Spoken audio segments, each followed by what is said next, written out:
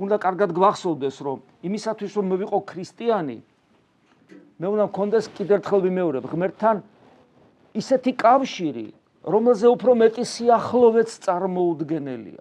იმიტომ რომ აი ძველ აღთქმაში, რომელიც ასევე ჭეშმარიტი სარწმუნოებაა, იყო მაშინ და ახალი აღთქმის წინასწარმეტყველება იყო ის, ღმერთი იყო ადამიანის გარეთ, ადამიანს გარედან ესაუბრებოდა და ადამიანი ღმერთის წინაშე დადიოდა.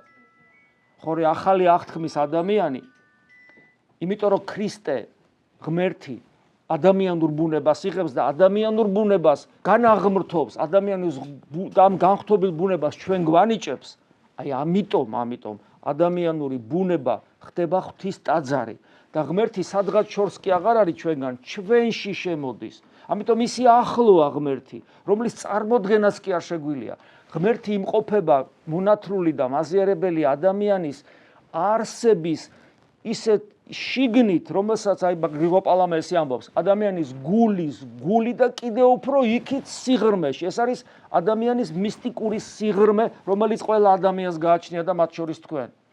ამ მისტიკურ სიღრმეს ვერაფერი ვერ ავსებს გარდა ღმერთის, ამიტომ ადამიანი სანამ ღმერთს არ იპოვის და მასთან უმჭიდროესი კავშირი არ ექნება, ადამიანს მუდმივი დაუოკებელი სწრაფვა აქვს რაღაცისკენ, გაუაზრებელი მიზნისკენ, ბედნიერებისკენ, რომელსაც ვერასოდეს ვერ პოულობს.